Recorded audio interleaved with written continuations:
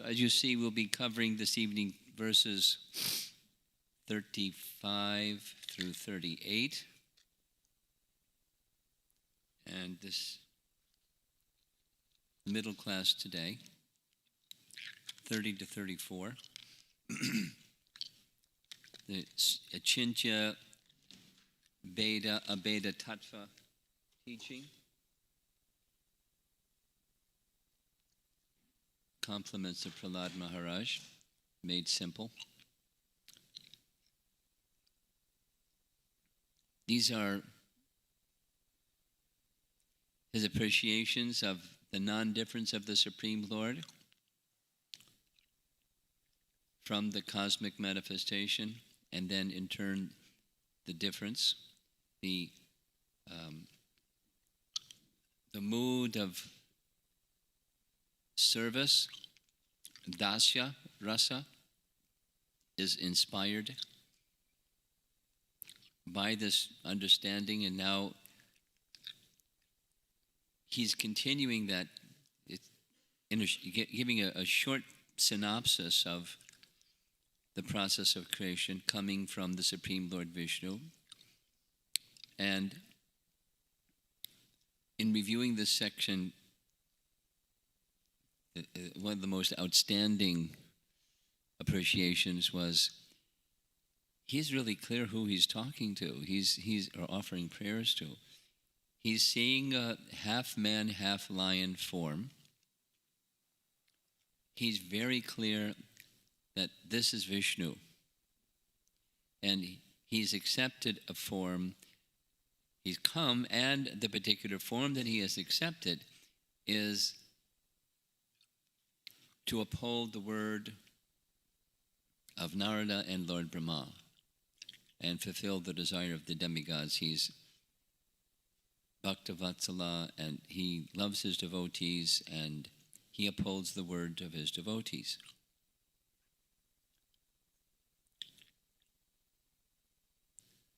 So, in the process of creation that he started describing, how the Supreme Lord is the source of everything, Brahma is an important player or aspect of the process of creation. And Brahma, in our sampradaya in particular, is the original preceptor. He's the one who receives transcendental knowledge first. So he's going to be describing in this section what Brahma saw. We heard he climbed down the stem and of the lotus upon which he was born, couldn't find the end. And now we're going to hear what he did after that. He did tivra tapasya, intense austerity. In this case, it means his meditation on his mantra, but then he experienced the presence, Brahma experienced the presence of Lord Vishnu in a subtle feature, all pervasively. So, it must have been a thrilling realization. And a metaphor is being used, a metaphor as both aroma and color spread throughout the earth, similarly the Supreme Lord pervades all creation. So we know that there's aroma and we know that there's color, but when you look at the earth, you don't necessarily see, or detect, just like in the earth. Prabhupada's example, one of his examples, is a lemon tree.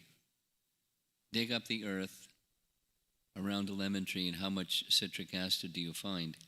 And the lemon tree produces pounds and pounds and so much quantity of citric acid. Where does it come from?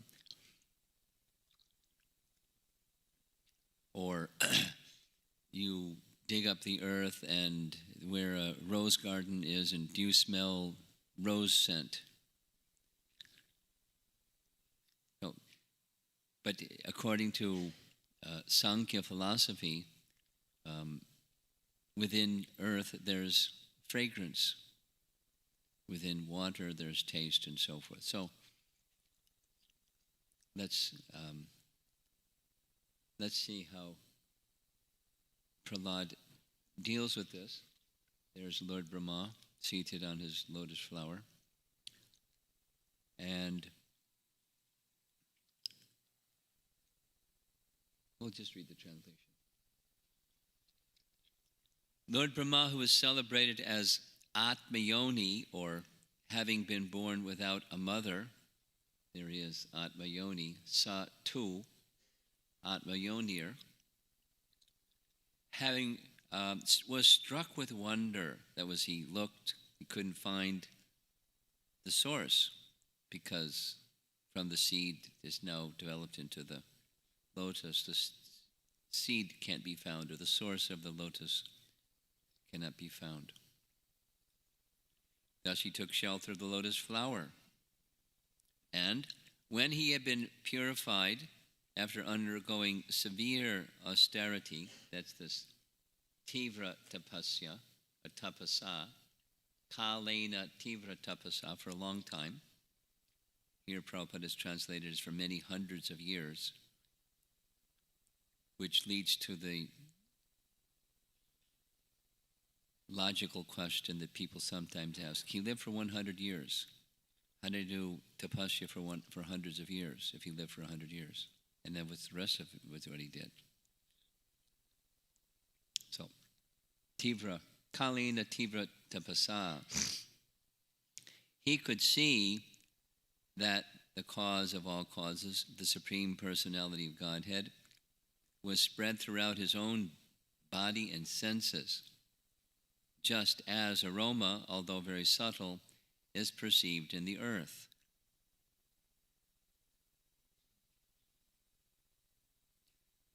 He's searching for the cause of all causes, or the cause of his cause, the source of his existence. Where did I come from? He couldn't find it by empiric method. He engages in his meditation process. And then he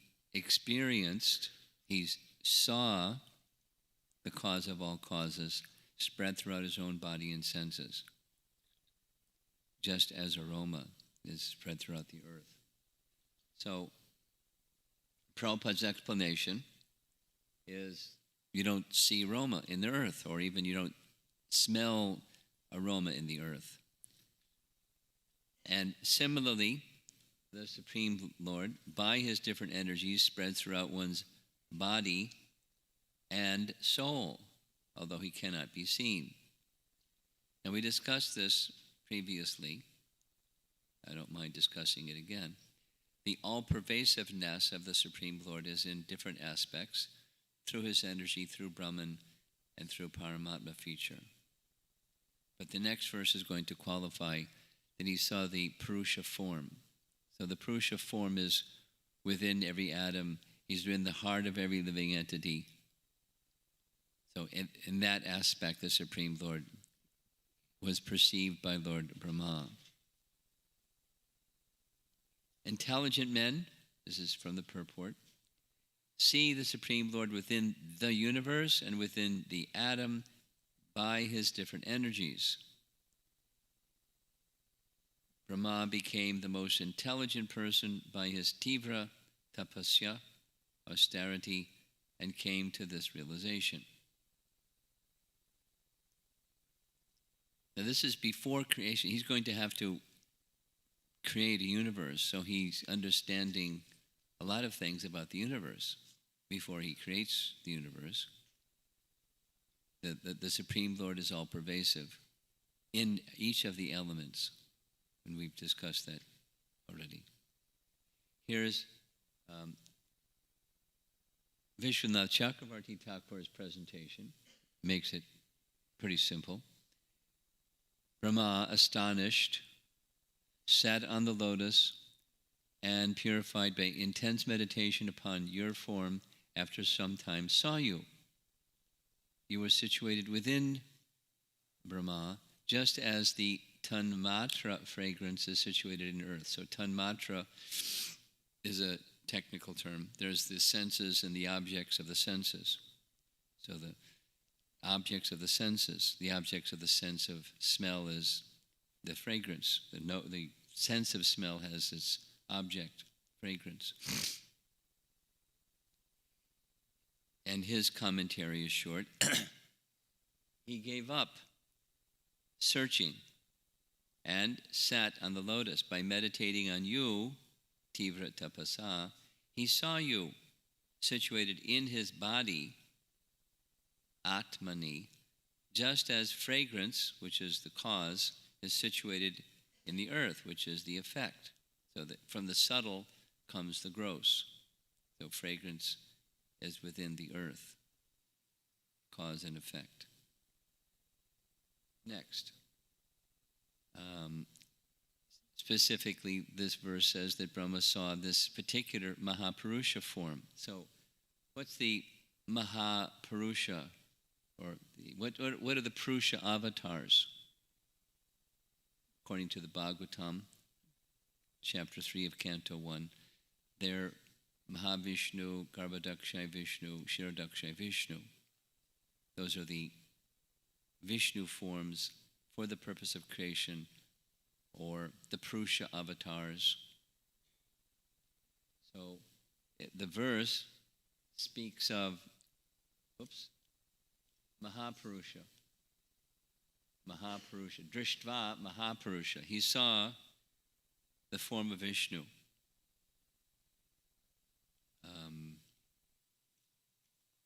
And the description of his seeing the form of Vishnu is very similar to the Purusha Sukta prayers. What's that? Purusha Sukta prayers. It's in the Rig Veda, and it's what the demigods recited when they went to the shore of the Milk Ocean to propitiate or appeal to Lord Vishnu, please descend on earth, on behalf of Mother Earth in the form of a cow. So these Purusha Sukta prayers, they're standard. There's Vedic, Rig Veda prayers that are addressing the Purusha avatars. And then what we're hearing is he saw them.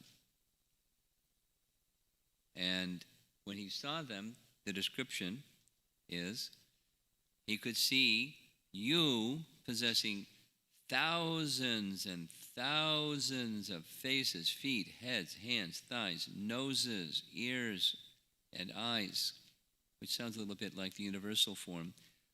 But it can be a description of the universal form, but in this case it's specific. He saw the Mahapurusha form. We'll see more about this in just a minute. You are very nicely dressed, being decorated and bedecked with various varieties of ornaments and weapons, seeing you in the form of Lord Vishnu,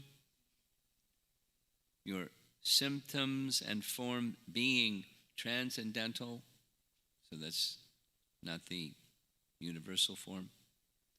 Your legs extending from the lower planets, sounds like the universal form, but it's the form of Vishnu.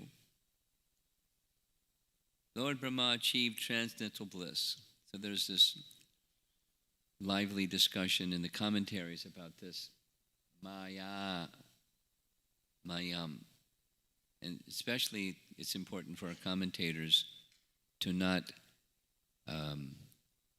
allow the misreading that says the form of the Lord is Maya. But because impersonalists like that one. So this Purusha Sukta, it's found elsewhere in the Brihat Aranyaka Upanishad, the same. It begins Sahasra Shirsha Purusha Sahasraksha Sahasrapat. And Sahasra, thousands. Sahasra Shirsha, thousands of heads, thousands of eyes, thousands of feet. Because his hands and his legs are everywhere, because he's everywhere, because he's manifest everywhere in the all-pervasive super soul. Now, those that are impersonalists, they understand this and read it a different way. But these are prayers that Vaishnavas recite, the Purusha Sukta prayers, because it's glorifying Lord Vishnu. Here's the demigods at the shore of the Milk Ocean, offering these Rig Veda Purusha prayers to the Purusha. So what we're hearing from Prahlada is that Brahma saw Vishnu. Now remember, he's speaking to Lord Nrsingadev, so he understands Lord Nrsingadev is Vishnu. Vishnu is Lord Nrsingadev. You're Lord Vishnu. You're the source of all these parts of the cosmic manifestation. There's the difference, and then there's the non-difference, or there's the non-difference, and there's the difference. And he's 6 years old. He's a pretty smart kid. Didn't even go to school yet. But he heard from Narada. Of course, he was in the womb. He's a little handicapped, but he heard. So, Arjuna, who also saw the Lord, told the Lord, this is 10th chapter, right after the Chaturshloki verses, where the Lord reveals, I'm the source of everything.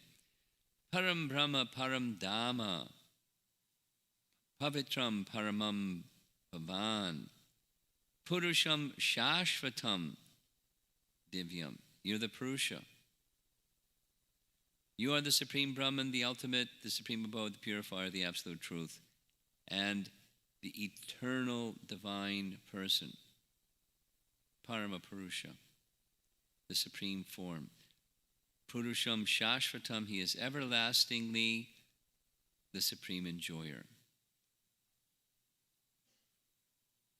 So Arjuna understood, Brahma understood, little Prahlada, he understood. And he understood by dint of this spiritual knowledge. He understood that Brahma understood by dint of this Maya Mayam. As Prabhupada explains it in the purport that way. And our acharyas, Prabhupada cites Madhvacharya in particular, wants us to understand that this Maya Mayam does not mean he has a material form. Krishna says people that think that way, they're fools, mudhas. Vishwanath Chakravarti Thakur's comment is, Brahma saw the Mahapurusha, a form of knowledge and bliss, since it was made of Maya Mayam, eternal energy arising from his Swarup. So his Swarup, Shakti, spiritual form, spiritual potency manifesting this Purusha form. And once again, the Lord's form should not be taken to mean illusion. And because of this spiritual knowledge and spiritual bliss, both, Maya Mayam, Prabhupada remarks that the original form of Krishna, he saw the four-armed form. The two-armed form, Krishna says in Bhagavad Gita 11:52, very difficult to behold. And when one does behold it, it provides the perfect transcendental bliss.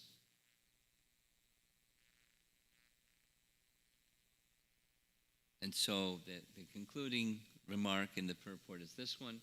Lord Brahma saw that as aromas and colors spread throughout the earth, the Supreme Personality God, it pervades the cosmic manifestation in a subtle form. Subtle meaning, in this case, a spiritual form, not subtle material, but in his spiritual form. Now, Prahlada is citing Brahma having these realizations, indicating, though I, Prahlada, didn't have these realizations, Brahma is the authority that I accept. And so you are all pervasive. And by your mercy, you're before me in this form so that I can serve you and worship you and offer these prayers to you. And then the next little section is his appearance is to give protection. He already cited that Lord Nrsingadev came to create fearlessness for everyone, particularly for his devotees. So now he's going to mention this name, Hayagriva. Hayagriva is a form that gave protection to Lord Brahma at the very, very beginning of creation. We discussed it, and we'll discuss it again. When Madhu and Kaitaba, two demons, there was demons really early on in creation, because that's part of creation. They stole the Vedas from Brahma. It was in the form of Brahma's breathing. He was taking a little nap, and they stole from his breathing. They stole the Vedas, and so he went to Vishnu. Help! They stole the Vedas. So Vishnu came and finished them, Madhu and Kaitaba, and then he delivered the Vedas back to Brahma, and he delivered the Vedas through a horse head. Remember, Sahasra Shirsha means thousands of heads. So Haya Shirsha or Haya Griva, Haya indicates that he has a horse's head. There he is, Hayagriva, with the symbols of Vishnu. So as Hayagriva looks a little unusual, and Lord Nrsingadev looks a little unusual, but they're Lord Vishnu. He's very clear. And as Hayagriva appeared to give protection to Brahma, there he is, killing Madhu and Kaitaba, who are hiding in a conch shell. He then delivered the Vedas to Lord Brahma through a horse's head. Therefore, this name is given to him, Hayagriva. So here's the translation of the verse. My dear Lord, when you appeared as Hayagriva with the head of a horse, you killed two demons known as Madhu and Kaitaba, who were full of the modes of passion and ignorance. Then you delivered the Vedic knowledge to Lord Brahma. For this reason, all the great saints accept your forms as transcendental, untinged by material qualities. So he appears for protection, and he and his form are not different, and he and his form are transcendental. So being attached to the transcendental, you become transcendentalized or spiritualized. Prabhupada writes in the purport, the Lord's form is transcendental and is always ready to kill the demons. By culturing the mode of goodness, one can understand the position of the transcendental Lord and how the Lord is always prepared to remove all obstacles on the path of understanding him. Well, and it's actually from the position of goodness one can more easily enter into the position of transcendence through devotional service, because it's through devotional service that he can be understood. So Rama, Varaha, here he is again, Hayagriva killing Madhu and Kaitaba, another image. And Krishna subduing the Kaliya demon or Kaliya serpent. It's subduing the demons and benefiting the devotees, because Krishna wanted that the lake, which was a lake formed by the river Jamuna, the residents of Vrindavan shouldn't have a poisonous lake in Vrindavan, and the poisonous lake was due to Kaliya, so he wanted to tell Kaliya, get lost. But he did it in a wonderful Leela. And Kaliya took off, and the lake became then nice. And the last verse for this evening is this one, text 38.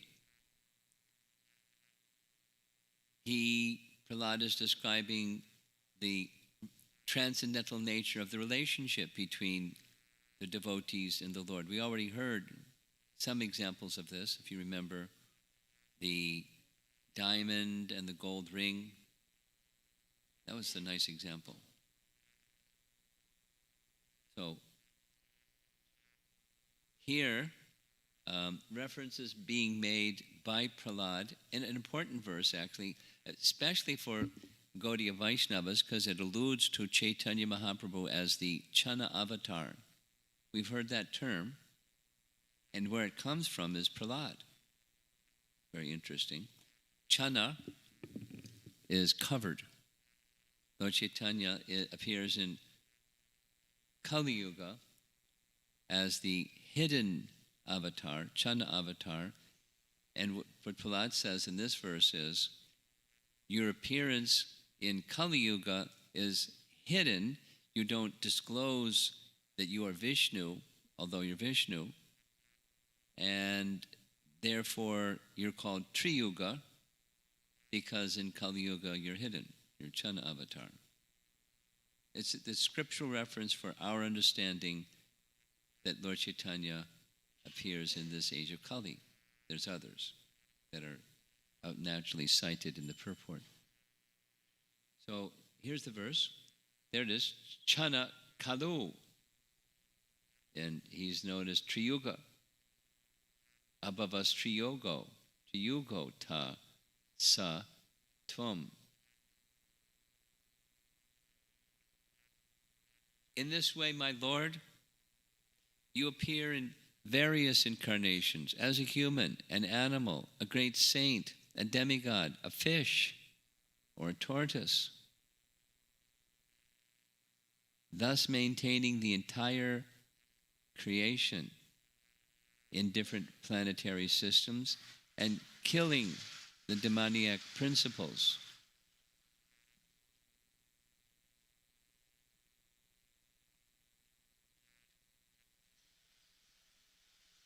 This line here, Dharmam Mahaparusha, remember that's what he saw. He saw the Mahaparusha. Dharmam Mahaparusha Pashi Yuganuvritam. According to the age, O my Lord, you protect the principles of religion. It's something he does in every age, Dharma Sangstha, Panartaya, but it's appropriate for the age. And in Kali Yuga, in the age of Kali, however, you do not assert yourself as the Supreme Personality of Godhead, and therefore you're known as Triyuga, or the Lord who appears in 3 yugas. It's an important scriptural reference to take note of in case sometime in the future you meet somebody who says, tisk, tisk, shame, shame, there's no avatar in the age of Kali. Of course, there's other references in the Bhagavatam that are favored by our acharyas. Krishna Varnam Trisha Krishnam, Sangopangashtra Parshadam, Yagyai Sankirtana. So this is in a section of the Bhagavatam where the avatars, the Yuga avatars are being described. So this is for Kali Yuga, and the Yuga avatar is Krishna Varnam, where the Supreme Lord is in the Varna of Krishna, but his complexion is not blackish. Tvisha Krishnam.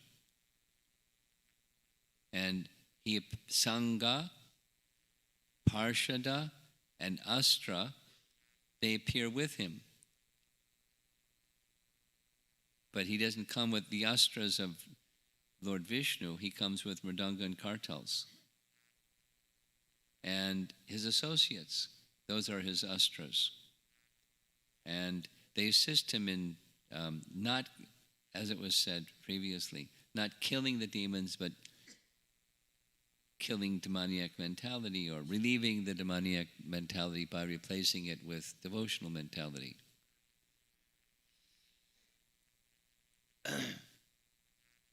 And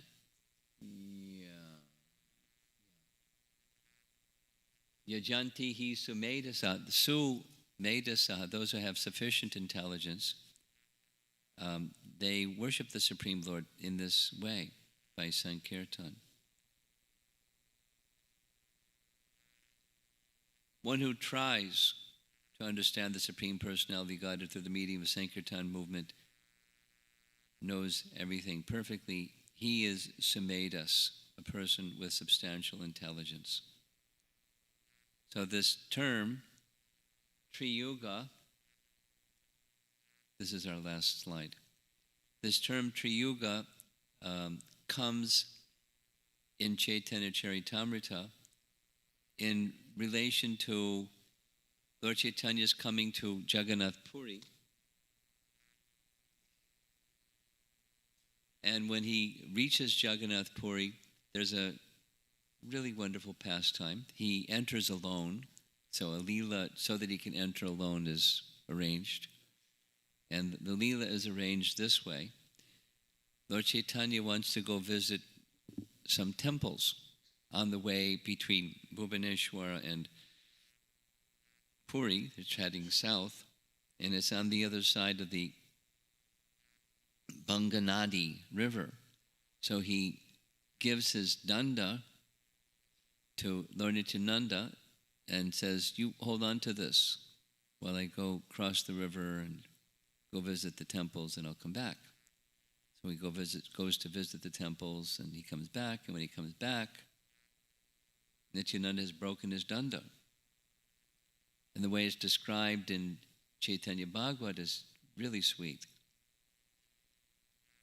He's holding the danda and having a conversation with the danda, and says, how impertinent. My Lord and Master, he's the Lord of everything, and you're accompanying him as if he's a renunciate? Nonsense, and breaks the danda and throws the danda in the river. Just too much. He wants to see Lord Chaitanya as the Supreme Lord, not as a renunciate, undergoing austerities, carrying a danda. So when Lord Chaitanya comes back, he asks, where's my danda? They continue, they get as far as the Naratala bridge. He says, okay, where's my danda? Well, you were in a swoon of ecstasy and you fell in the danda and it broke, and so I threw it in the river. So I didn't do my service very well. You can punish me as you like. And of course it's Leela. And Lord Chaitanya said, I'm a sannyasi. I have no possessions other than my kamandalu and my danda, and I trusted him with you, and you broke my danda? I don't want to travel with you anymore. So you can go to Puri, and the other devotees, you can go to Puri ahead of me, and I'll stay here. Or I'll go ahead and go alone, and you stay here. You decide. But I'm not traveling with you guys anymore. He didn't say guys. And they said, no. You shouldn't be delayed. You go forward. And the pretext was so he could enter the temple alone. And so he entered the temple alone. And when he entered the temple alone, he saw Lord Jagannath. And when he saw Lord Jagannath, he saw Krishna, naturally. And so he ran like the wind with his arms outstretched to embrace Krishna, and he fainted on the temple room floor in a swoon of ecstatic love.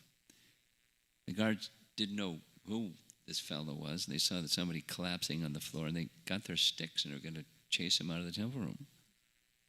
And just at that time, Sarvabhauma Bhattacharya came. Sarvabhauma Bhattacharya is the chief priest, the most brilliant scholar in the land, not just in Puri or the kingdom of King Prataparudra, but he's famous as the most brilliant scholar. And he just, providential arrangement, he happened to walk in at the same time, saw this sannyasi on the floor of the temple room and the guards ready to whack him. And he said, stop. This is a sannyasi. That please make the arrangement, bring him to my home. So the home of Sarvabhauma Bhattacharya is not so far. It's convenient distance from the Jagannath temple. So Lord Chaitanya was brought there. It's a nice story. And so there he is in trance, and super scholar Sarvabhauma Bhattacharya wanted to test him. Is he faking? Is it real or genuine? So he knew how to do it. Here's how he did it. He took a cotton ball, took some little fibers from the cotton, and held it by his nostrils, because if he was faking, then he'd just be breathing normally. And if he was in trance, his life airs would be suspended. His life airs were suspended. Slight, but not normal breathing. So he knew this was the real deal. And even particularly, he could understand he's in this Mahabhava state that is even otherworldly. So through his scholarship, he knew this is not just the real deal. This is the personality. He's the supreme, but he couldn't. He had read too many Shankaracharya's books. He couldn't make that connection. So he's still, Mahaprabhu's in trance.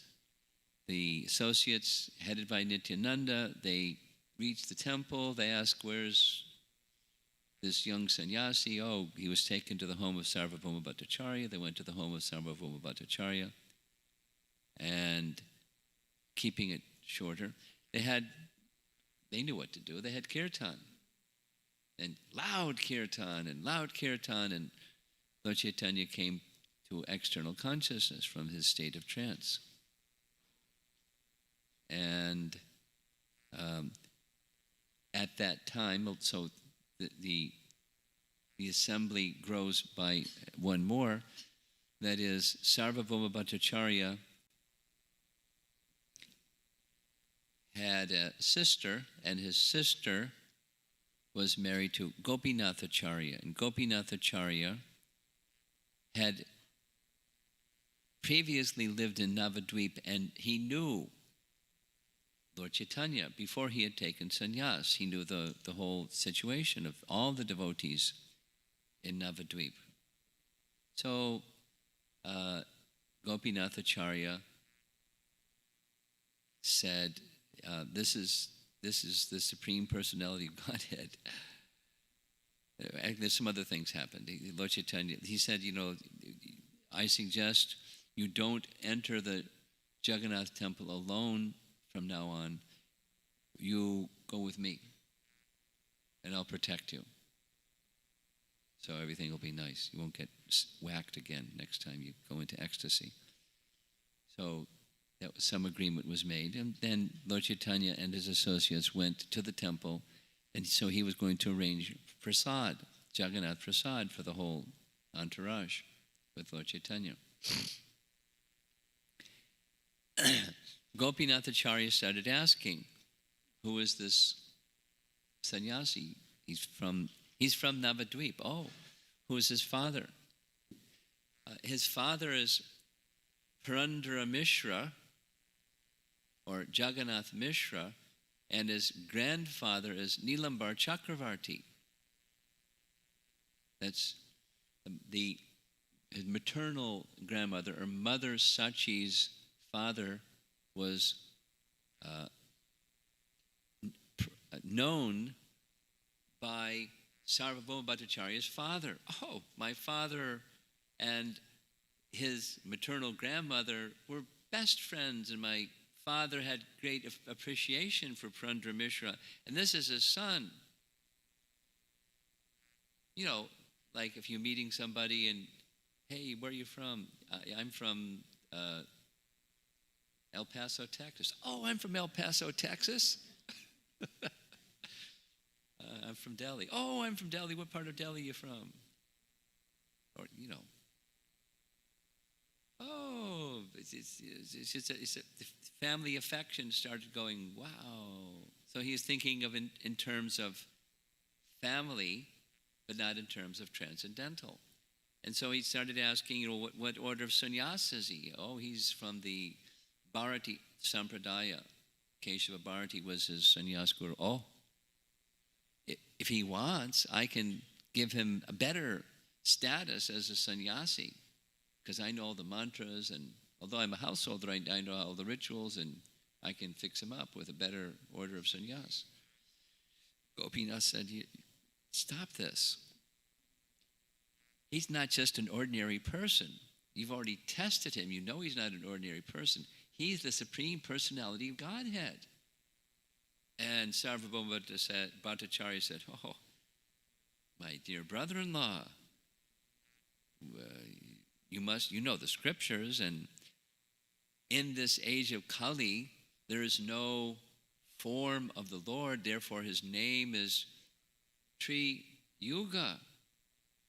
So please consider, you're saying he's a personality of Godhead in the age of Kali. So they have this disagreement. Brother-in-laws, even at the time of Mahaprabhu, had disagreements. And he quoted, Gopinath Acharya quoted a number of things, including this Krishna, Varnam Trisha Krishna verse, and saying that obviously there is a Yuga avatar. There may be no Leela avatar, but there's a Yuga avatar. There must be a Yuga avatar. You're saying there's no avatar in Kali Yuga. But at least the argument he gave is different than what Prahlada is saying in this verse. But there's no Leela avatar in Kali Yuga, but there's a Yuga avatar, and gives references. But what's the use? You're just a dry logician. He's like, doesn't speak nicely to his brother-in-law, because he's insulted Chaitanya Mahaprabhu, and he's scripturally very strong, and it's his brother-in-law. He's not like fellow on the street. He's letting him have it.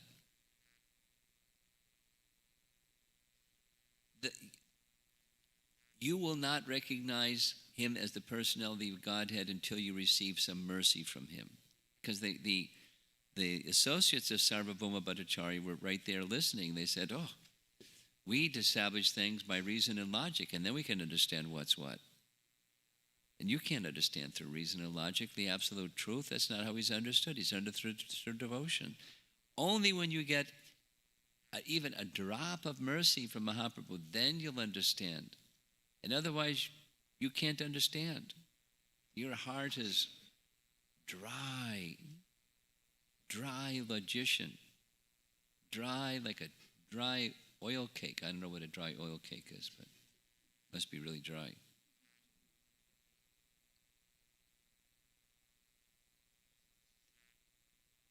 And he got some mercy. And then he could understand. Same as we're hearing. He got some mercy. In this case, from Lord Chaitanya himself. He got Lord Chaitanya's mercy, and then he could understand. And then Lord Chaitanya revealed his Sadbhuj form, his six-armed form. Sarvabhauma Bhattacharya fainted. He's his two hands, bow and arrow, Lord Ramachandra, two hands, Krishna playing his flute, two hands, Chaitanya Mahaprabhu holding his danda and kamandalu, the paraphernalia of a sannyasi.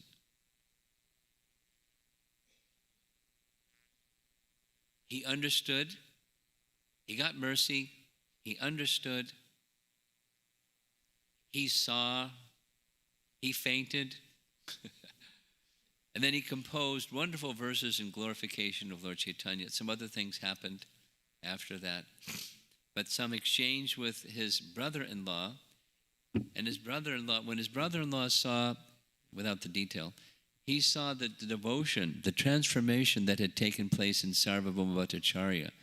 He said, I knew it. You got some mercy from Mahaprabhu, and now you understand that he's the Supreme Lord. And Sarvabhauma Bhattacharya said very humbly, it's because of your benediction that I would receive his mercy, I got his mercy. Because you're dear to Lord Chaitanya, therefore I got his mercy. So it's from you that I got his mercy that now I can understand. So this is our way of spiritual life. We should be eager to receive mercy. And like Prahlada, he received mercy. And look at the realizations this 6-year-old boy is having. But he wants more mercy and more association and more instruction, and always be in that position, hankering at least, whether Narada is right there by his side or he's at Narada's feet and Narada is speaking to him or not, hankering for that association and remaining in the service of the instructions that he received from Narada. So at the end of this, before we part, we're going to hear Lord's instructions to Prahlada. Actually, we heard it the first morning. Rule, become king for the duration of one manu, and teach bhakti by your words and by your actions.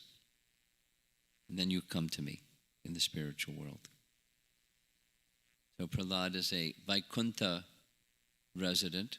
That's his mood, awe and reverence, and deep knowledge from bhakti, not from going to school, from bhakti, not from reading books, because he was too little. If he had books to read, he could read books, but it's a different yuga. He just hears.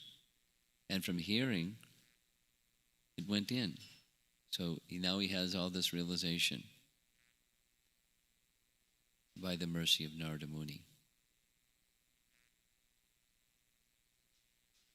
Okay, so that's our verses for this evening. Tomorrow, we're going to have to cover a lot of territory. As I mentioned, it was a struggle to sort out how to divide up all these verses. But particularly this is heads up, don't have a big breakfast tomorrow, because we're going to cover a lot of verses after breakfast and then finish up in the evening. In the evening verses, it's mainly the prayers end before this evening, and the evening is then Lord Nrsingadev speaking, and it's not long purports and not a lot of explanation. It's even before speaking it that the Nrsingadev wants to give benediction to Prahlada. Prahlada senses it, and we'll hear about, he's reluctant to take any benediction other than Narada's association. That's the only thing he wants. We'll hear some other things. So we're nearly finished. Any comments or questions? In the back?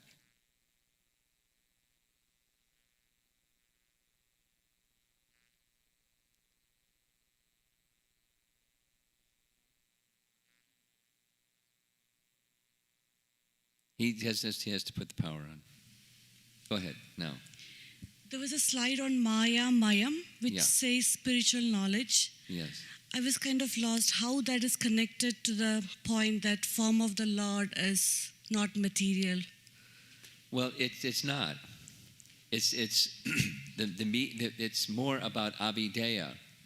The form of the Lord is a form of bliss and knowledge. So some of the acharyas have commented that it's spiritual knowledge. That's what Prabhupada presents in his purport. Other acharyas speak of it as bliss, knowledge and bliss. The Lord is a form of knowledge and bliss, and reveals his form through the agency of his internal potency. But that's the connection. The form of the Lord is transcendental. It's beyond the modes of nature and of the spiritual energy. Bliss and knowledge, of course, eternal bliss and knowledge. And that's how it's revealed, and that's the medium that one has to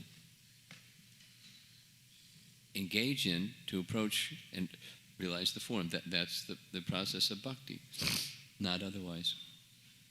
Does that help? So is that the term Prahlada Maharaj is using to connect that the Lord's form is not material, or is it? Yes. He has, remember the context of the whole section. He's gone twice through Achintya, Bheda, and Abheda. And he starts with the Abheda and then he goes to the Bheda. And that's the position of the cosmic manifestation with the Lord. And the Lord's form is fully spiritual. He's not in this world of duality. He's absolutely pure. And so Maya Mayam, it's a form that's of bliss and knowledge. So that's the connection. That's the connection. The things of this world are not of bliss and knowledge. He's not attracted to them. They're all temporary, limited, and imperfect. And the form of the Lord is what he's attracted to. He wants to be in service.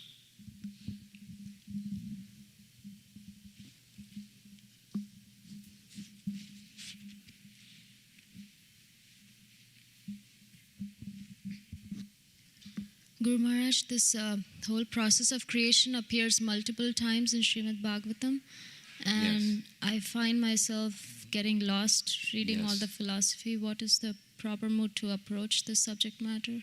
Patiently. The detail, it's not like you can't go back to Godhead if you can't figure it all out. So that's not the requirement. We want to understand because it's presented again and again. There's a reason why it's presented again and again. And one of those reasons is not just sentiment, but there's a science to the connection of all things with the source.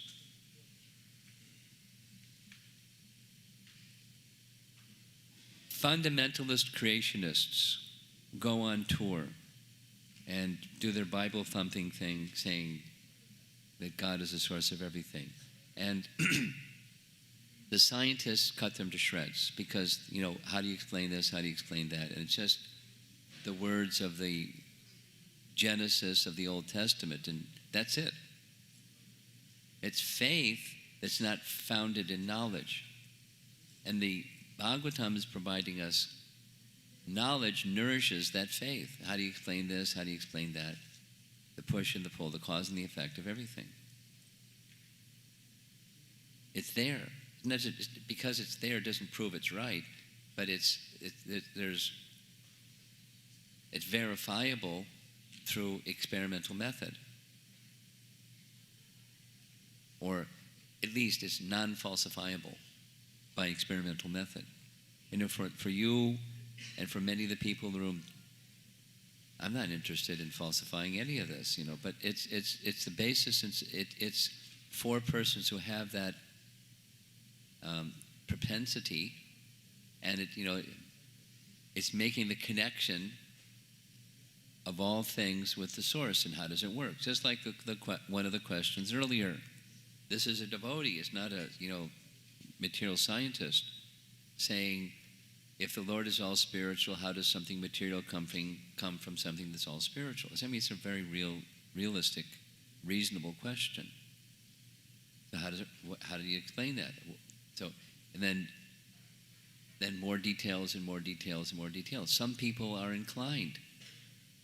Look at the occupations of some of the people in this room. It's like IT people. It's all cause and effect stuff.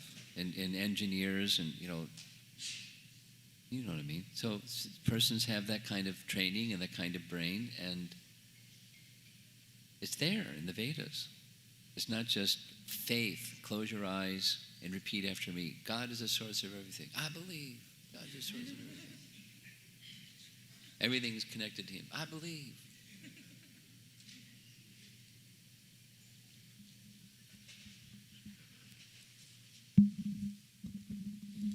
Yes.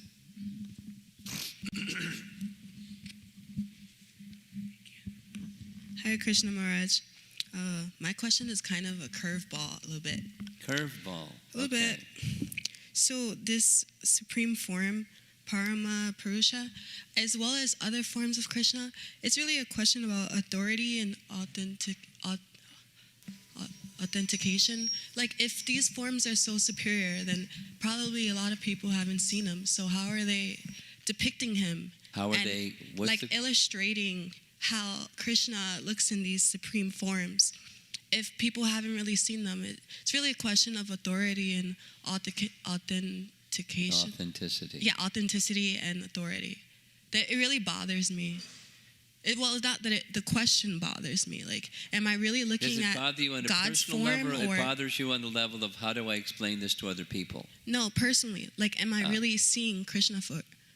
Is this really how he looks, or is this how someone thinks he looks through reading? You know, like, how do you validate if what we're seeing is really what it is? Or, like, the skin, yeah, we have that down packed, right? But, like, the features and everything, how do these people know? Is there an authentication? I want to be sure I've understood your question before I just say blah, blah. So,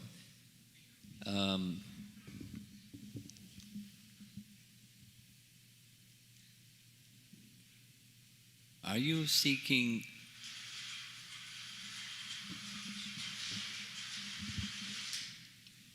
is your question probing how do these people know, or are you probing how do I know that what's being described about what these people have experienced is what those people experienced? No, not the description, but the actual images that, like, you show.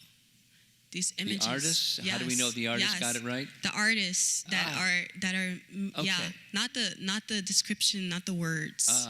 More so the illustrations. Okay. Tell a little Prabhupada story. I heard this directly from Muralidhar, who was fantastic artist, made some award-winning paintings when he was just painting on his own, but in the early stages, he was part of an assembly line. I mean, they worked collaboratively. Anyway, he, being involved in amongst the original artists, wanted to know. He shared this with me. I mean, he was about 6'5", and very intense features, very serious person, big eyebrows, and he's the one that always played Lord of Sringadev, or like real intense, quiet but intense kind of. That was his persona, and fabulous artist. So the picture of the person helps convey, the hearing this, what I heard from him. He wanted to know from Prabhupada, what does Krishna really look like? Because I'm supposed to paint paintings of Krishna. So he gathered some paintings of Krishna, some posters, and does Krishna look like this, and does it more like that, and what does Krishna look like? Kind of question. And Prabhupada's answer was very simple. Krishna is wearing a flute. Krishna is with the peacock feather. He's with the cows. There's the river Jamuna.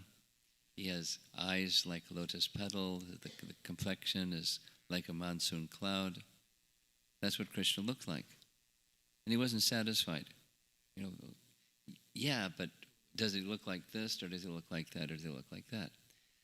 So then he didn't get satisfied. So then he showed, or I don't remember if he said or showed, supposing a child makes a little stick picture. There's Krishna, and Krishna's holding a flute, and there's his peacock feather, and there's the cows in the river Jamuna. He said, that's also Krishna. And Prabhupada didn't explain further. No. Is that what Krishna looked like? I mean, because that's what his question was, which is what your question is. How do we know what Krishna looked like from these people that are the artists? And in part, it's inspiration. As bhakti matures, then the inspiration gets refined. I'll give another artist story. One of the early artists was requested by Prabhupada to make a painting of Narada Muni. So she made Narada Muni looking like a muscle man. And Prabhupada saw the painting and he laughed and he said, he's not a meat eater, you don't have to, his arms are slender. And the artist said, well, I wanted people to be attracted to Narada Muni, and so I made him muscle-bound. People are attracted to that. Men that are muscle-bound are, wow, attractive guy. So he said that's the attraction is his devotion. So you paint with devotion and portray his devotion through your painting. There's his Veena, and he's wearing saffron, and he has longish hair, and that's Narada. So it's as far as the artist's depiction is concerned, there's flexibility. The artist's inspiration is at least from what Prabhupada described, within parameters, within limits, their inspiration. But the elements, darkish like a rain cloud, and eyes, and threefold bending form, and peacock feather, and flute, and his devotees with him.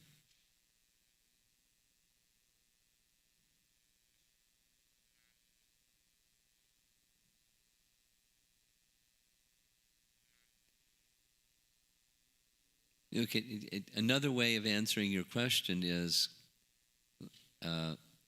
which of the deities of Krishna looks most like Krishna?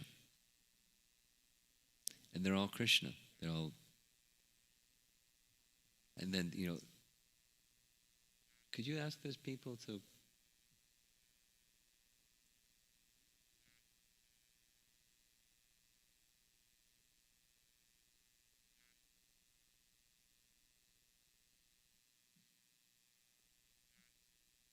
Or, sometimes I see deities of Krishna are black and some deities of Krishna are white. Which is it? White marble, black marble. They're both Krishna. Yes?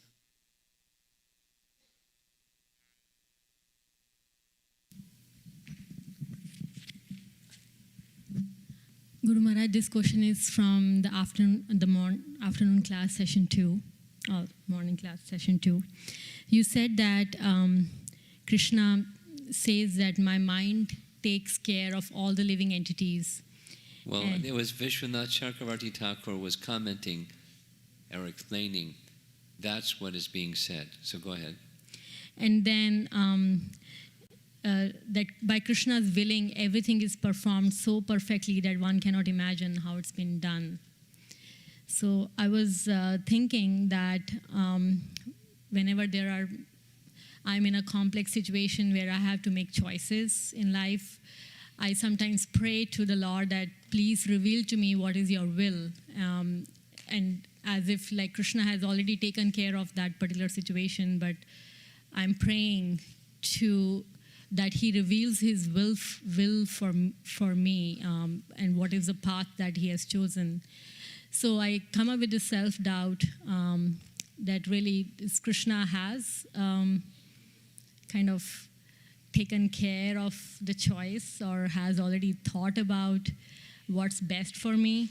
And the second doubt comes that if yes, he has a chosen path for me, then am I covered just by praying him and that path will be revealed to me? Like I'm talking about like specifics and details of choices that I have to make in some situations.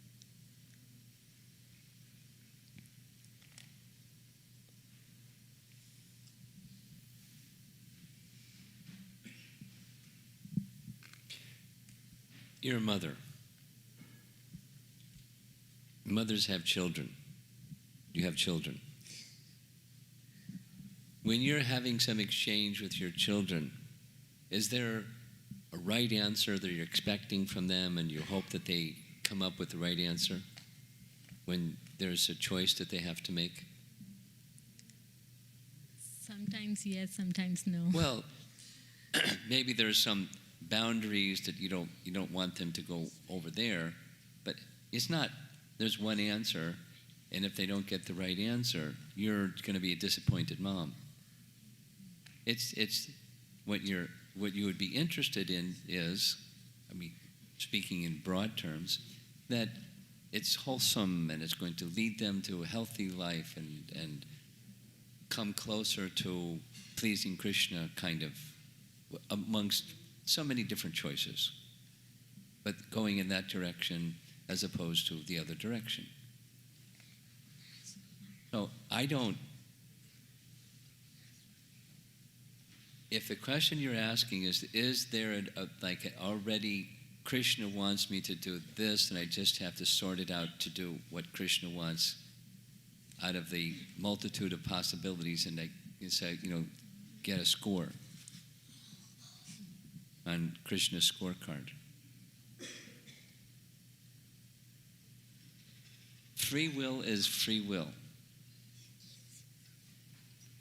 And exercising free will within the range of what's pleasing to Krishna is what Krishna wants. Our love and devotion. It's not a predetermined outcome and you just, pray to Krishna, what's that? What is it? It's more directional. And there's varieties of directional. And we take responsibility. Krishna isn't taking responsibility. We're taking responsibility for the choices. Now, there's many factors for you or any one of us in making decisions to consider. But I don't think there's like a right choice versus so many wrong choices. I think there's many right choices versus many wrong choices, or gray, not so good choices. So Mara, sometimes there are like 2 or 3 choices which looks that all of them are towards like taking me or the children towards Krishna, but one has to choose. So it's right. Like...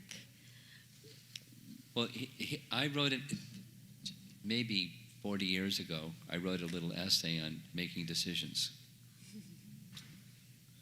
And one of the rules in making decisions, this, was the language of the essay was a little more articulate, but if we're not clear, we can pause. But at some point, we have to do something because indecision is another decision. So when you have to make decisions, and there's multiple choices, and we're not sure which of the multiple choices would be more appropriate or pleasing to Krishna, or the right thing to do. We're not really sure, but we have to make a decision at some point about some things. So, pray, and as best you can understand, you are not like fully clear, but I'm going to take a step, and then that leads to the next step and leads to the next step. And I'm going to, leave my radar screen wide open for Krishna to give me a signal that says that's not the right direction to go in.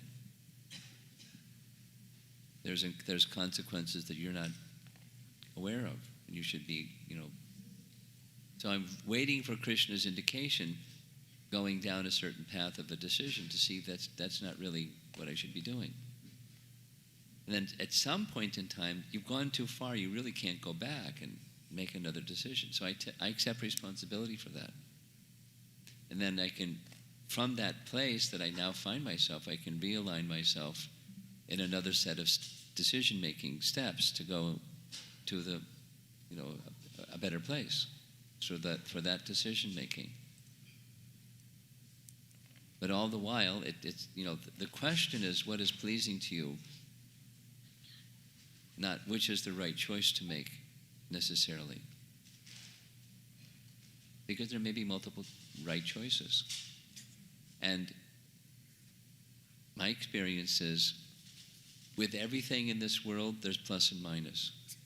You can go nuts weighing out the pluses and minuses forever and not making decisions. So with everything, there's going to be some minuses along with the pluses. But so the real important thing is not how many pluses, minuses, but what's pleasing to Krishna.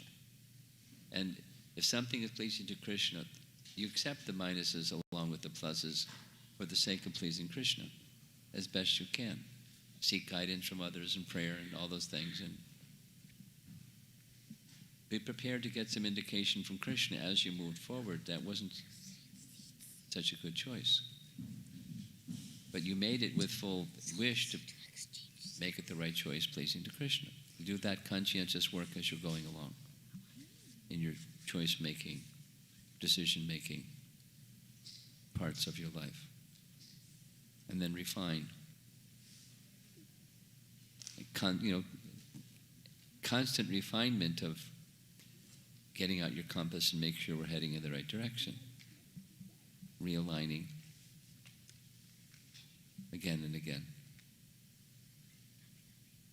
Micro, but more for the internal purpose than it is for the actual act and the outcome of the act or the choice.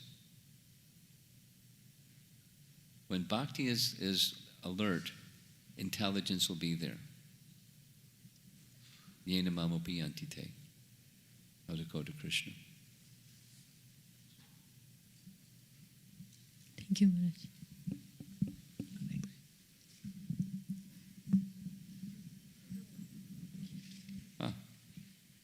I don't know, right there.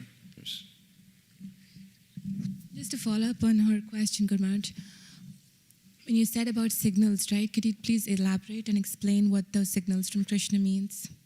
what does signals from Krishna mean? Because you were just explaining, right? Well, it can mean lots of things, and different things for different people, I'm sure.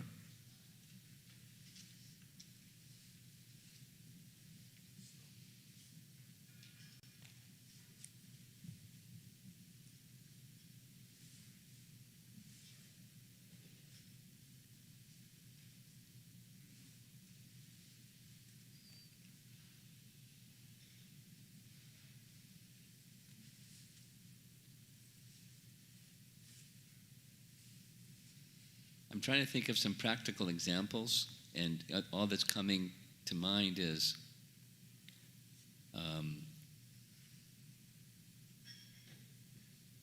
unintended consequences, specifically how this may impact another person. Our social responsibilities in the lives of others and how others will be impacted in unintentional ways by decisions we make. And it can be, the close circle around us or the, concentric circles out.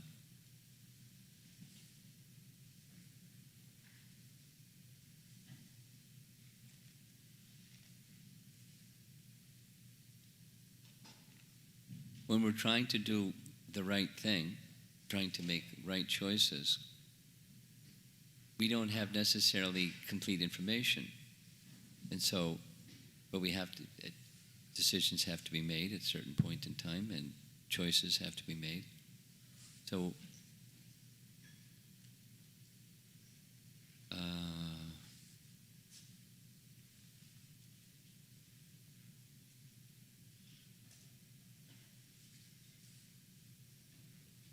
yeah.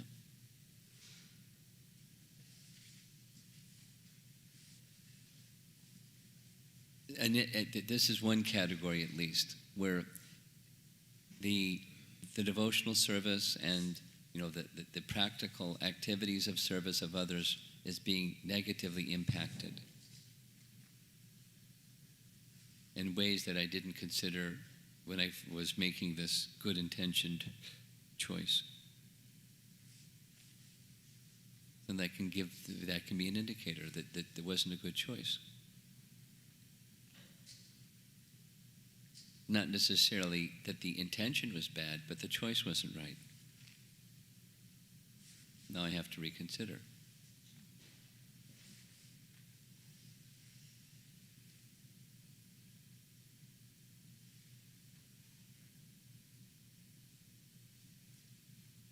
That's one indication. It's too variegated. I mean, to say, could you explain more of what are indicators from Krishna that the choice wasn't the right choice or the best choice? Life is very complicated. And it's hard to read the signals too, right? Because if you're not well when situated. we're doing service, we're serving Krishna, and serving Krishna means we're serving the devotees of Krishna. And that way we're serving Krishna. So, our life is a life of service. We're serving Krishna, and we're serving Krishna. Persons outside of Krishna's devotees that could become Krishna's devotees if we make our choices wiser. Anyway, it's just part of maturing.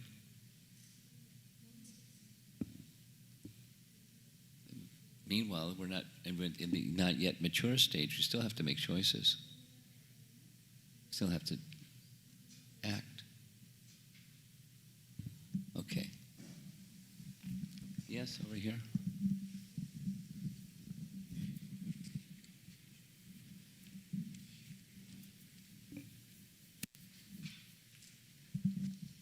Hare Krishna Maharaj.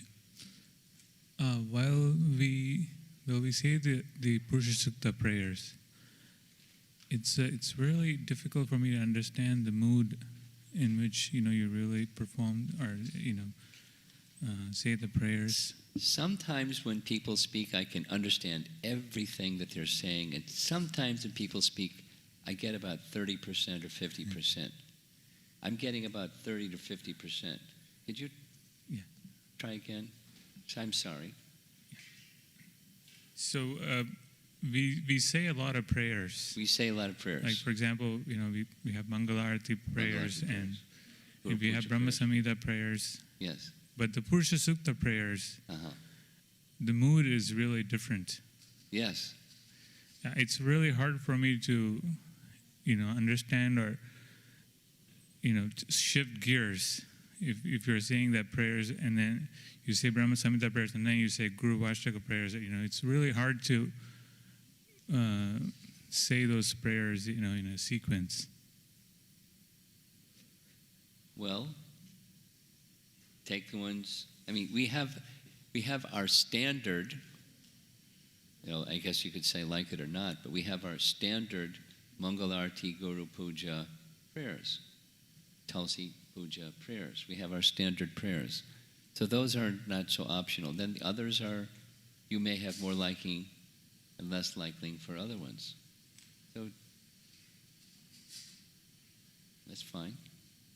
Even Prahlada Maharaj, it looks like he's using. I mean, he's saying these things like, you have several heads and eyes, and so there's just a precursor for what he is going to express. No. Here's my as I was reading that, here's one of the things that came. Bhagavatam is a commentary on Vedanta Sutra. And Vedanta Sutra is the essence of all the Vedas. So there's portions of the Vedas, like the Rig Veda portion of the Vedas, that may not be understood, and therefore the Bhagavatam is giving a commentary on that. in this case, this is how I was taking it. Prahlada is giving us the explanation of how to properly view the Purusha Sukta prayers through his prayer to Lord Nrsingadev. It's Lord Vishnu. And he's saying it in light of, here's what Brahma saw. But he saw Lord Vishnu, and he saw Lord Vishnu in this way that matches the Purusha Sukta prayers, and here's Lord Brahma. And he's a worshipper of Bhagavan. He's a Krishna Bhakta. That's how I took it. Not otherwise. I mean, I, like you, when I read those, thousands of heads and, oh boy, tune out. So, but the language is to help the reciter of those prayers to understand he's all pervasive, and frankly, it gives people who are impersonalists a chance to whitewash the whole thing and say, how can you have a person with many hands and faces? It's the impersonal within.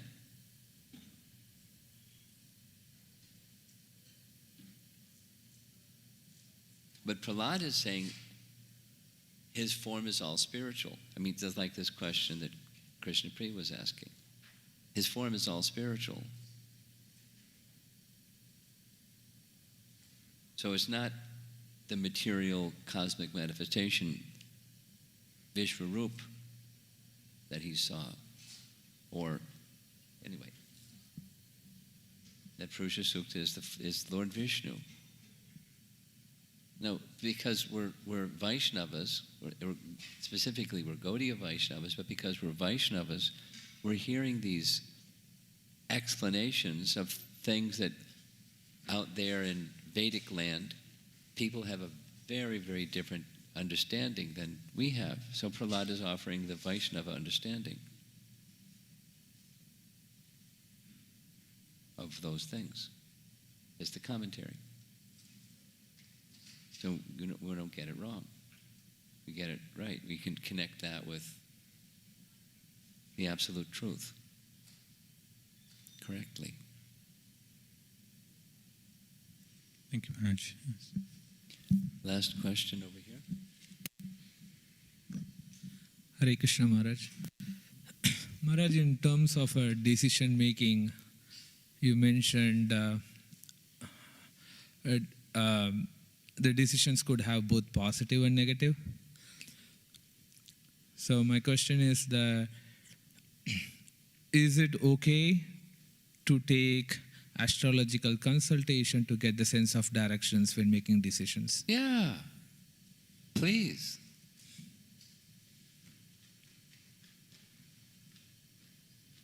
More than okay. Okay, Srila Prabhupada ki jai.